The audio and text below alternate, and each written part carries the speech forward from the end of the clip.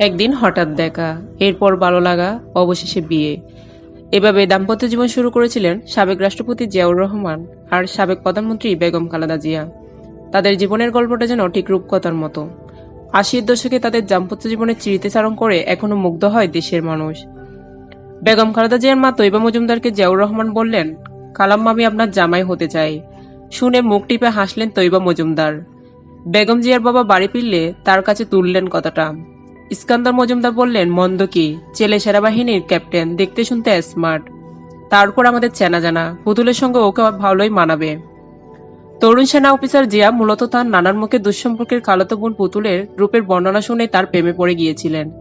জিয়ার নানা মকবুল সাহেব খালেদা জিয়ার রূপ সম্পর্কে মন্তব্য করেছিলেন, "ওকে অন্ধকার রাতে দেখলে মনে হবে আকাশে পূর্ণিমার চাঁদ উঠেছে।"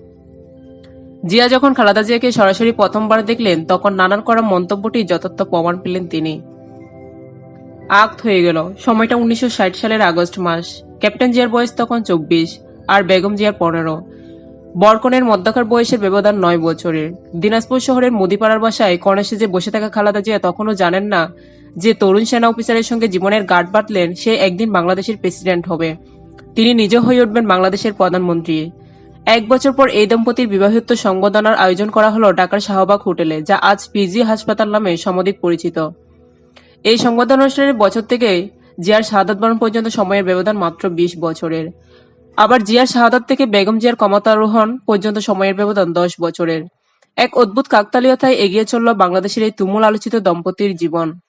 বাংলাদেশে এখন পর্যন্ত ১৬ জন মানুষ প্রেসিডেন্টের পদ অলংকৃত করেছেন। প্রধানমন্ত্রীর পদ অলংকৃত করেছেন ১০ জন মানুষ। স্বাধীনতার ৫০ বছর অতিক্রান্ত হয়েছে। সকলকে চাপিয়ে ২ জন শাসককে মানুষ রেখে দিয়েছে তাদের হৃদয়ে। শহীদ প্রেসিডেন্ট জিয়াউর রহমান এবং দেশনেত্রী বেগম খালেদা জিয়া প্রেসিডেন্ট হিসেবে জিয়ার চাইতে, প্রধানমন্ত্রী হিসেবে বেগম জিয়ার চাইতে জনপ্রিয় এখনো আসেনি এই দেশের শাসন ক্ষমতায়।